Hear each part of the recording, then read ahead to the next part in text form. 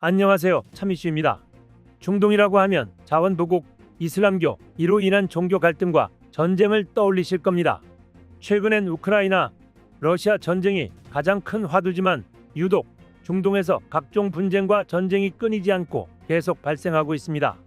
그리고 자연스레 중동은 전 세계 무기 수입의 30%를 빨아들이는 방산업계의 큰 손으로 떠올랐는데요. 실제로 세계의 화약고로 불리는 중동은 잦은 무력 충돌로 전 세계에서 국방비 비중이 가장 높은데 한국과 비교하면 무려 두세 배에 달합니다. 또한 이웃 적대국이나 내부 반군과 같은 각종 위협 때문에 항상 군 현대화에 대한 수요도 많습니다. 그리고 최근 이들은 군비 현대화에 집중하고 있으며 특히나 방어 시스템을 강화하는 것에 큰 관심을 기울이고 있는 중입니다. 하지만 엄청난 재정 여력과는 반대로 안타깝게도 제조 기반이 약해 무기 수입 의존도가 높은데요. 미국의 전폭적인 지원을 받고 있는 이스라엘을 제외하면 사실상 자주 국방이 불가능한 상황입니다. 여기에 더해 미국이 중동의 무기 증강을 견제하고 있는 것도 치명적인 아킬레스건입니다. 실제로 미국이 바이든 정부 때 사우디와 UAE에 전투기, 유도탄 등 무기 수출을 동결하면서 멘붕에 빠지기도 했었습니다. 이후 금수조치 원인이 된 예멘 내전이 소강 상태에 이르면서 공격용 무기 수출 규제가 해제됐고 트럼프가 중동 지원을 예고하면서 최근엔 분위기가 많이 달라졌는데요. 그런데 중동 입장에선 정치, 외교적인 이유로 언제 다시 자신들에게 칼을 꽂을지 모르는 상황이기에 무기를 안정적으로 공급받을 수 있는 확실한 파트너가 필요합니다.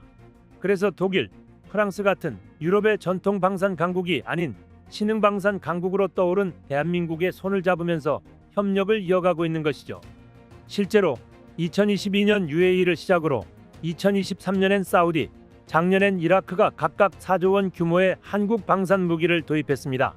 우리 방산업계에서도 무기 시장의 큰 손인 중동의 마음을 사로잡지 않을 이유가 없는데요. 그런데 한국 방산의 강점인 가성비와 역대급으로 빠른 무기 납품 속도에 중동이 이미 매료됐다고 합니다. 한국산 무기를 꾸준하게 주문하고 있다는 점이 이를 방증하지만 무엇보다 중동에서 한국 방산을 대접하는 모습이 확실히 달라졌습니다. 이는 얼마 전 중동에서 열린 중동 북아프리카 최대 방산 전시회 IDX 2025에서 증명됐는데요. 해외 방산 전시회 최초로 통합 한국관이 꾸려지는 등 격세지감을 느낄 정도로 분위기가 확 바뀌었습니다.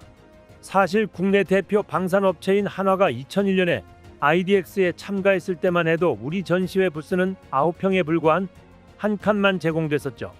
참가 기업도 한화를 포함해 삼성물산, 무역협회 등 단 3곳에 불과했습니다.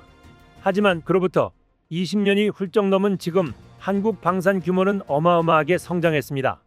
이번에 UAE에서 열린 IDX 2025에서 우리 방산 기업들은 개별 전시장과 더불어 한화, 카이, 현대로템 등 10곳이 공동으로 꾸린 통합 한국관을 따로 운영하면서 한국 방산의 달라진 위상을 증명했습니다.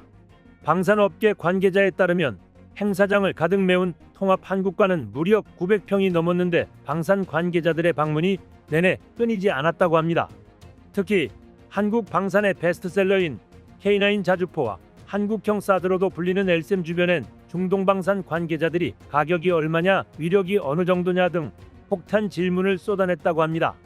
우리 입장에서도 중동은 꼭 잡아야 하는 방산 파트너지만 중동은 왜 그렇게 한국을 애정하는지 궁금한데요. 앞서 말씀드렸지만 한국은 무기를 적게 공급할 수 있는 생산 설비를 갖췄고 우수한 성능과 가격적인 면에서 경쟁력이 있기 때문입니다. 그런데 특히나 중동에서 유독 한국산만 고집하고 있는 게 있다고 합니다. 바로 한국산 대공방어 무기로 이번 방산 전시회에서도 엄청난 주목을 받았는데요. 사실 중동에서는 대공 무기 체계에 대해 관심이 상당한데 현지에서 이슬람 무장단체나 적대국이 쏘는 로켓 공격에 대한 위협이 크기 때문입니다. 이처럼 중동은 각국의 이해관계가 상충하고 소형 드론부터 탄도미사일까지 다양한 위협에 대응해야 하는 곳으로 특히나 정유시설의 공중 위협을 방어할 수 있는 다층 솔루션에 대한 니즈가 강합니다. 그래서 이번에 한화가 처음 공개한 한국형 사드로 불리는 엘셈에 대한 관심이 엄청났습니다. 엘셈은 적의 미사일이나 드론, 항공기를 고도 40에서 70km 안팎에서 직접 요격하는 무기로 공중에서 자동 추적 기능을 갖추고 있어 고난도 기술이 필요한 시스템입니다. 사실 핵심 기술은 미국, 이스라엘 등 극소수의 방산 선진국만 보유하고 있는데 우리 역시 작년에 국산화에 성공하면서 양산에 돌입한 상태입니다. 그런데 이제 막 양산에 들어간 LSAM을 두고 중동 국가들이 군침을 흘리고 있는데요. LSAM 개발이 끝나기도 전에 중동의 한 국가가 구매 의사를 밝히면서 성능, 가격 등 구매 협상을 위한 구체적인 논의를 진행하고 있다는 사실이 국내 언론을 통해 알려진 겁니다. 여기에 더해 또 다른 중동 국가에서도 LSAM 정보 요청서를 보내오면서 천궁2에 이어 LSAM 확보 경쟁에 본격적으로 뛰어들었습니다. 때문에 이번에 개발된 LSAM이 한국 방산의 새로운 효자 상품이 될 거란 기대감이 나오는데요. 우리 독자 기술로 개발한 만큼 수출 전망이 밝은데 사우디, UAE, 이라크에 수출돼 중동의 미사일 방패 역할을 하는 천궁2와 통합 운용이 가능한 것도 큰 장점입니다. 이런 LSAM의 성공적인 개발은 대한민국이 탄도미사일 다층 방어 능력을 독자적으로 구축한 국가가 됐다는 사실을 의미하는 것으로 자주 국방에 한 발 더 다가서게 됐습니다. 특히나 LSAM은 외국에서 상당한 관심을 받고 있는데요. 가격 경쟁력 면에서 미국의 사드보다 훨씬 뛰어나 미사일 위협에 직면해 있으면서도 재정적 부담이 있는 나라에선 주목할 수밖에 없습니다. 이런 점 때문에 앞서 말씀드렸던 것처럼 특히나 천궁2를 구매한 곳들이 다층 방어를 위해 LSAM 도입에 적극적으로 나서고 있는 모습입니다.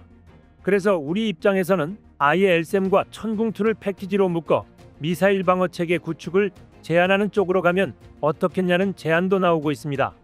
여기에 더해 최근 우리 군이 LSAM보다 3-4배 넓은 LSAM2 개발에도 착수한 것으로 알려지면서 더욱더 인기가 높아질 전망입니다. 방산업계에 따르면 LSAM2는 일반 탄도미사일뿐 아니라 탄도 궤적보다 낮은 고도로 활공하는 미사일을 요격하는 기능까지 갖출 거라고 합니다. 그리고 이런 소식을 중동에서 유독 반기는 분위기인데요. 중동에서 이미 LSAM과 함께 다층 방어 체계를 갖출 수 있는 천궁2를 운용하고 있기 때문입니다.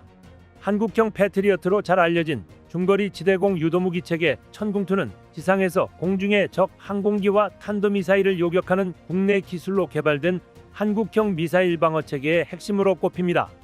UAE를 시작으로 사우디, 이라크에서 천궁2를 도입했는데 미국 패트리엇보다 미사일 한 발 가격이 3분의 1 수준으로 가격 대비 성능이 뛰어나다고 평가받으며 현지에서 호평을 받고 있는 중입니다.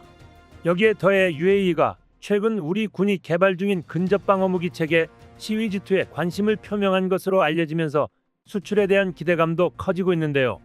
시위즈2는 적의 초대형 방사포와 자폭 드론, 순항미사일과 초음속 대함 미사일까지 요격할 수 있는 강력한 방어 체계로 꼽힙니다. 다만 최근 트럼프가 중동에 대한 적극적인 지원을 예고한 만큼 미국과의 무기 경쟁이 본격화할지 모른다는 우려도 존재합니다. 하지만 고기도 먹어본 놈이 먹는다고 이미 한국산 무기를 사용해본 중동에서 갑자기 등을 돌릴 것 같지는 않습니다. 그리고 언제 또다시 미국이 뒤통수를 칠지 아무도 모르는 상황이라 선뜻 손을 잡기에도 리스크가 있어 보입니다. 결국엔 지금처럼 한국형 방패가 중동 하늘을 책임질 것 같은데요. 대한민국 방산의 거침없는 질주 기대해 보겠습니다. 오늘 준비한 소식은 여기까지입니다. 시청해 주셔서 감사합니다.